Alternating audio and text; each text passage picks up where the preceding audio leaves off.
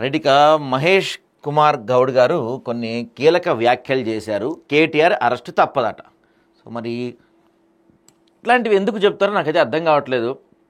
ముందే కంగారు పడకూడదు కదా మీరు. మహేష్ కుమార్ గౌడ్ గారు మీరేమి ప్రభుత్వం కాదు, ఒక పార్టీ అధ్యక్షులు, మీరు ప్రభుత్వంలో ఉన్నారు సరే, కానీ మీరు ఎలా చెప్తారు ఇది ముందే? దాంతోపాటుగా గతంలో ఇట్లాంటి వ్యాఖ్యలే కొంతమంది చేసి నవ్వులు పాలారు. ఉదాహరణకి పొంగులేటి శ్రీనివాసరెడ్డి గారు లాస్ట్ ఇయర్ దీపావళికి బాంబులు పేలుతాయి చూడండి అన్నారు. దీపావళి అయిపోయింది, మళ్ళీ దీపావళి వచ్చింది, ఇంతవరకు బాంబులు పేలటం కాదు కదా తుస్సుమని అని చెప్పి కామెడీ చేసుకుంటున్నారు మీ మీద. ఇప్పుడు మీరు చెప్తున్నారు ఇలాంటి వ్యాఖ్యలు. ఇలాంటివి చెప్పకూడదు, చేసి చూపించాలి మీకు దమ్ముంటే. ఇప్పుడు ఈ గ్రీన్కో అతను అనిల్ ఏదో ఉంటుంది మనోడి పేరు, గ్రీన్కో సంస్థ చైర్మన్ ఎవరో అనిల్ ఏం చేస్తున్నాడు? ఇప్పుడు పొద్దున్న లేస్తే మీ పార్టీ ఆఫీస్ దగ్గర కనపడుతున్నాడు, మీ మంత్రుల వద్ద కనపడుతున్నాడు, మీ మంత్రులు చెడపడలు వేసుకొని తిరుగుతున్నాడు అనిల్. మరి ఇక అందులో అరెస్ట్ ఎలా జరుగుతాయని అనుకుంటారు జనం. అయినా ఇదంతా గట్టిగా తిప్పి కొడితే ఈ స్కామ్ ఎంత అండి? గట్టిగా తిప్పి కొడితే ఎంత స్కామ్ ఇది? చిల్లర స్కామ్ ఇది, చీప్ స్కామ్ ఇది. సరే మీరు చెప్పిన దాని ప్రకారం 100 కోట్ల అవినీతి జరిగింది అనుకుందాం మనం. దీంట్లో 100 కోట్లు కాదు, మొన్న ఎంత 600 కోట్లు ఎంత చెప్తున్నారు కదా, సరే 600 కోట్ల అవినీతి జరిగింది అనుకుందాం మీరు చెప్పిన దాని ప్రకారమే. అయినా జుజుబీ ఇది, అర్థమైందా? జుజుబీ అనమాట ఇది. అసలు దీనికన్నా పెద్ద పెద్ద స్కాములు చాలా ఉన్నాయి. మొన్నే వాళ్ళు చెప్పారు కదా 25 లక్షల ఎకరాల భూమి అన్యక్రాంతం అయిపోయింది తెలంగాణలో అని ఒక సంస్థ వాళ్ళు.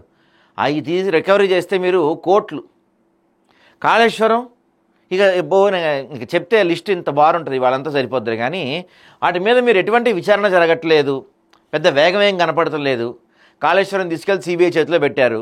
ఫోన్ ట్యాపింగ్ కూడా ఇవాళ రేపు సిబిఐ చేతిలో పెడతా అంటున్నారు. ఈ ఫార్ములా రేస్ కూడా మాకైతే అంత నమ్మకం లేదు. అరెస్ట్ జరుగుద్ది, అరెస్ట్ చేస్తారు, నిజంగా దీనిపైన విచారణ పారదర్శకంగా జరుగుతుంది, ఖచ్చితంగా అరెస్టులు ఉంటాయి. అప్పుడు మేమేం అరెస్ట్ చేసేసేయాలని కోరుకోవట్లా. కేటీఆర్ని అరెస్ట్ చేస్తే నాకేమి రాదు, మీకేమి రాదు, తెలంగాణకి ఏమి రాదు. వస్తుందా ఏమన్నా? కేటీఆర్ని అరెస్ట్ చేయటం వల్ల తెలంగాణకు 100 కోట్లు వస్తాయా? మీకు కాంగ్రెస్ పార్టీకి 1000 కోట్లు వస్తాయా? లేకపోతే మాకెవరైనా 100 కోట్లు ఇస్తారు? ఇవ్వరు కదా. ఏం ఉపయోగం అరెస్ట్ చేయటం వల్ల? మేము కోరుకునేది ఏంటంటే 25 లక్షల ఎకరాలు 5 లక్షల ఎకరాలు ఏమో చెప్పారు కదా మొన్న, సబ్జెక్టు కరెక్షన్. సో అన్ని లక్షల ఎకరాల భూములు అన్యక్రాంతం అయిపోయినాయి అని చెప్పారు. ఆ భూములు రికవరీ చేయండి, ఆ భూములు వేలవేయండి, ప్రభుత్వానికి కోట్ల ఆదాయం. కాళేశ్వరంలో ఈ ఈఎన్సీలు, ఇంజనీరింగ్ చీఫ్లు ఇట్లాంటి వాళ్ళ ఇళ్లలో ఏసీబీ దాడులు చేస్తేనే ప్రతి ఒక్కళ్ళ ఇంట్లో మినిమం 500 కోట్లు 1000 కోట్లు వెళ్తున్నాయి బయటికి. మిగతా దానిపైన కూడా విచారణ గట్టిగా చేయించండి. ఇప్పుడు అది సిబిఐ చేతిలో పెట్టిన మీ చేతిలో ఏమి లేదు. అది ఇట్లాంటివి చాలా ఉన్నాయి. గొర్రెల స్కామ్ ఉంది. తర్వాత గొర్రెల స్కామ్ నాకు తెలిసి సైడ్కి వెళ్ళి పక్కన పెట్టినట్టు కనపడుతుంది. టానిక్ కేసు కూడా సెటిల్ అయిపోయింది, నాకు ఇక్కడ ఏం కనపడుతుంది, దానిపైన విచారణ జరుగుతున్నట్టు కానీ ఏం కనపడుతుందా. అవుటర్ రింగ్ రోడ్ స్కామ్ కూడా సెటిల్ అయిపోయినట్టే ఉంది కదా, దానిపైన కూడా ఎక్కడేమీ మూమెంట్ లేదు. సో పెద్ద పెద్దవన్నీ వదిలేసి ఏదో చిన్నది పట్టుకొని దీంట్లో మీరు అరెస్ట్ చేసినా ఏం ఉపయోగం? రాష్ట్రానికి, రాష్ట్ర ప్రజలకి ఏమైనా ఉపయోగం ఉందా? ఇప్పుడు ఎన్ని ఫార్ములాకి ఈ కేసులో అరెస్ట్ చేస్తారు.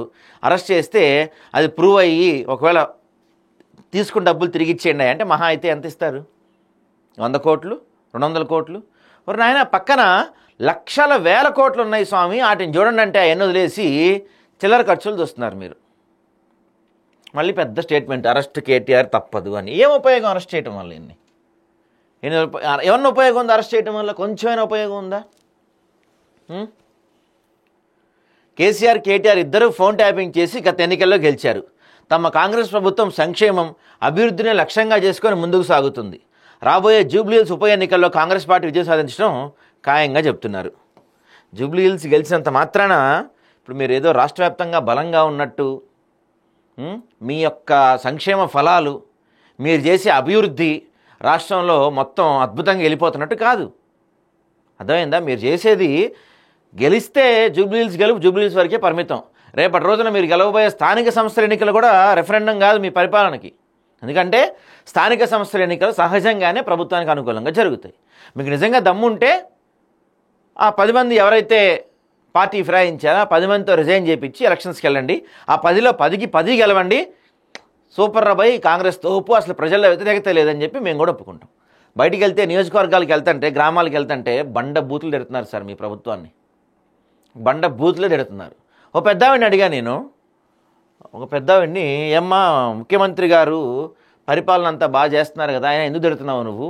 సరే ఇదంతా కాదు, నీకు ఒక ఛాన్స్ ఇద్దాం, ముఖ్యమంత్రి గారు ఎదురుగా వచ్చి నేను ముందు నుంచొని నీకేం కావాలమ్మా అడిగితే ఏమడుగుతావమ్మా అన్న. నాకు ఎదురు కనపడితే ముఖ్యమంత్రి చెప్పు తీసుకునే కొడతాను, నేనేం అడగనంటున్నా పెద్ద. ప్రతి గ్రామాల్లో ఇదే పరిస్థితి ఉంది. మీరు ఏదో జూబ్లీ హిల్స్ గెలిస్తేనో స్థానిక సంస్థలు గెలిస్తేనో ఇది మీరు రెఫరెండంగా తీసుకొని మేము రాష్ట్ర వ్యాప్తంగా అద్భుతమైన పరిపాలన చేస్తున్నాం, మాకు తిరుగులేదు, మేము తోపులు అనుకుంటే ఎవరేం చేయలేరు. మీరు చెప్పిన మాటలు ఏవీ జరగట్లేదు. ప్రత్యేకంగా ప్రజలు బలంగా కోరుకుంటుంది ఏంటంటే పెన్షన్. మీరు రాగానే 2000 పెన్షన్ 4000 చేస్తే ఇంట్లో ఎంతమంది ఉంటే అంతమందికి 4000 చేస్తా అనే వాగ్దానాన్ని పూర్తిగా పక్కన పడేశారు. మనకి గ్రామాల్లో చాలా గ్రామాల్లో పెద్దవాళ్ళు ఎదురు చూస్తున్నారు, ముసలి వాళ్ళు ఎదురు చూస్తున్నారు. అయ్యో బిడ్డ మేము రాగానే 4000 పెన్షన్ వేస్తాను, నేను ఇంట్లో మా ముసలిది ఉంది, ఇద్దరికి 4,000 అంటే 8,000 వస్తాయి, ఇంకా ఆరాంసే బతికేయచ్చు అనుకున్నాము, కానీ ఏడిస్తున్నాడు అని చెప్పి బూతులు తిడుతున్నారు మిమ్మల్ని. వాటిని పట్టించుకోండి. అరెస్టులు చేయడం వల్ల ఏ ఉపయోగం ఉండదు. అరెస్టులు చేస్తే ఇంకా వాళ్ళకే కొంత మైలేజ్ పెరుగుద్ది తప్ప తెలంగాణ రాష్ట్రానికి దమ్మిడి రాదు. బీఆర్ఎస్ పార్టీకి రాష్ట్రంలో నౌకలు చేయలే అని ఆ పార్టీని ప్రజలు నమ్మే పరిస్థితిలో లేరని టీపీసీసీ చీఫ్ మహేష్ కుమార్ గౌడ్ విమర్శించారు. వచ్చే జూబ్లీహిల్స్ ఉప ఎన్నికల్లో కాంగ్రెస్ పార్టీ అత్యధిక మెజార్టీతో గెలవడం తథ్యమని ఆశాభావం వ్యక్తం చేశారు. కొట్లాడి తెచ్చుకున్న తెలంగాణను వంతుల వారీగా పంచుకున్నారని, ఇప్పుడు వాటాల దగ్గర తేడా రావడంతో కొట్టుకున్నారని ఎద్దేవా చేశారు. జూబ్లీహిల్స్లో ఒక్క సామాజిక వర్గం కాకుండా అందరికీ సంక్షేమం, అభివృద్ధి అమలు చేస్తున్నామని తెలిపారు. జూబ్లీహిల్స్ ఎన్నికపై సర్వేలు చేస్తున్నామని, సర్వేలో ఎవరు ముందుంటే వారికే సీట్ ఇస్తామని క్లారిటీ ఇచ్చారు. జూబ్లీహిల్స్ ఎన్నికల్లో గెలిచే వారికి సీట్ ఇస్తామని స్పష్టం చేశారు. ఏడాది కాంగ్రెస్ పాలనలో తెలంగాణ రాష్ట్రాన్ని ఎంతగానో అభివృద్ధి చేశామని చెప్పుకొచ్చారు. గురువారం ఢిల్లీలో మీడియాతో చిట్చాట్ చేశారు మహేష్ కుమార్ గౌడ్. జూబ్లీహిల్స్ ఎన్నికల్లో చాలామంది రేసులో ఉన్నారని చెప్పుకొచ్చారు. సిఎన్ రెడ్డి, బాబా ఫసీయుద్దీన్, నవీన్ యాదవ్, బొంతు రామ్మోహన్ వీళ్ళందరూ టికెట్ అడుగుతున్నారంట. స్థానికులకు జూబ్లీహిల్స్ టికెట్ ఇవ్వాలని డిమాండ్ ఉందని తెలిపారు. మంత్రుల కమిటీ సర్వే ఫలిత ఆధారంగా నిర్ణయాలు ఉంటాయని పేర్కొన్నారు. జూబ్లీహిల్స్లో కూడా కాంగ్రెస్ ఖాతాలోకి వస్తుందని చెప్పుకొచ్చారు. గతంలో కంటోన్మెంట్ ఉప ఎన్నికల్లో కాంగ్రెస్ గెలిచిందని గుర్తు చేశారు. గాంధీ భవన్లో మంత్రుల ముఖాముఖి కార్యక్రమం చాలా బాగా జరుగుతుందని చెప్పుకొచ్చారు. ఏడ జరుగుతుంది చాలా బాగా? మంత్రుల ముఖాముఖి కార్యక్రమంలో ఇచ్చిన ఫిర్యాదుల వరకే ఉన్నాయి, ఇంకా వాటిని క్యాష్ చేసుకుంటున్నారు తప్ప వాటికి ఎక్కడ సొల్యూషన్ దొరికింది చెప్పండి మీరే? ఏడన్నా దొరికిందా వాటికి సొల్యూషన్ ఒక్కదానికైనా? గురువారం మధ్యాహ్నం 3 గంటలకు ఏఐసీసీ అగ్రనేత రాహుల్ గాంధీ అధ్యక్షతన తెలంగాణ డీసీసీల అంశంపై సమావేశం నిర్వహిస్తామని వెల్లడించారు. రాహుల్ గాంధీ అధ్యక్షతన జరిగే ఈ సమావేశానికి ఏఐసీసీ కొత్తగా ఎంపిక 22 మంది అబ్జర్వర్లు హాజరవుతారని చెప్పారు. ఇక హైడ్రాతో సామాన్యుడికి ఇబ్బంది లేదు, కబ్జా చేసిన వారికి హైడ్రాతో ఇబ్బందులు. ప్రభుత్వ భూమి పోకుండా ఉండేలా హైడ్రా పనిచేస్తుంది. ఏడ పనిచేస్తుంది హైడ్రా సార్? హైడ్రా ఏడ పనిచేస్తుంది? ఈరోజు మీకు దమ్ముంటే కాంగ్రెస్ పార్టీ నుంచి ఎవరైనా రండి, సవాల్కి నేను చూపిస్తాను మీకు. కొన్ని లక్షల కోట్ల విలువ చేసే భూములు ఆక్రమణకు గురై ఉన్నాయి. వట్టెక్సోడు, వాసవివాడు, ఇంకోడు కొన్ని లక్షల కోట్ల విలువ చేసే భూములు ఆక్రమణకు గురైనాయి. ప్రభుత్వ భూములు, చెరువులు, నాలాలు. అటేపు తొంగి చూస్తుందా మీ హైడ్రా? మొన్న కూడా ఈ గాజుల రామవరంలో పేదవాళ్ళ ఇళ్ళకి పైన జేసీబీలు వేసుకెళ్ళి మేము 15,000 కోట్లు ఆదా చేశామని చెప్తున్నారు. 15,000 కోట్లు గట్టిగా తిప్పి కొడితే అక్కడ 300 కోట్లు 400 కోట్లు కూడా వాల్యూ చేయదు భూమి. 15,000 కోట్లు మేము ప్రభుత్వానికి మిగిల్చామని చెప్పుకుంటున్నారు ప్రెస్ మీట్ పెట్టేసి. మరి మిగతా వాటి గురించి ఏంటి? లక్షల కోట్లు ఉన్నాయి కదా, వాటి సంగతి ఏంటి?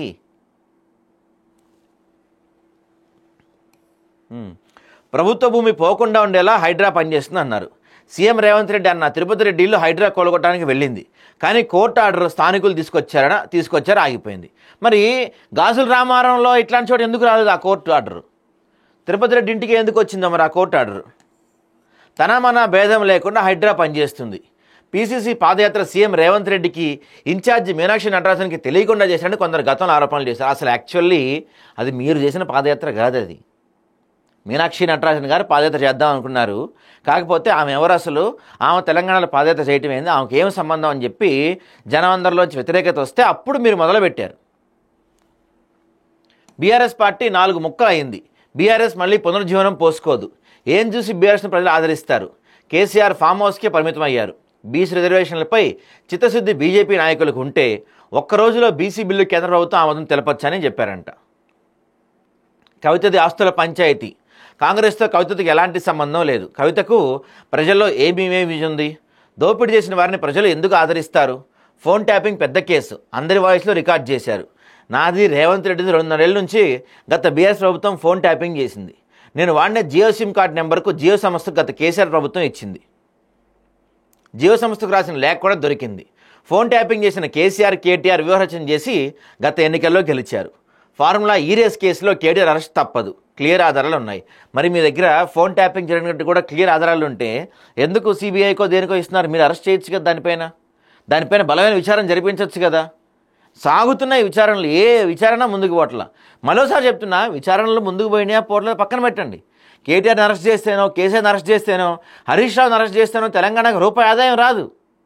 వాళ్ళు మీరే చెప్పుకుంటూ వచ్చారు, వాళ్ళు కొన్ని లక్షల కోట్లు నొక్కేశారు అని. ఆ లక్షల కోట్లు రికవరీ చేయండి, ఆ లక్షల కోట్ల ఆదాయం రికవరీ చేయండి. అప్పుడు తెలంగాణకి ప్రజలకు ఉపయోగం. కేటీఆర్ని అరెస్ట్ చేస్తే ఏమొస్తుంది, కేసీఆర్ని అరెస్ట్ చేస్తే ఏమొస్తుంది? పబ్లిసిటీ తప్ప ఏం రాదు కదా వాళ్ళకి.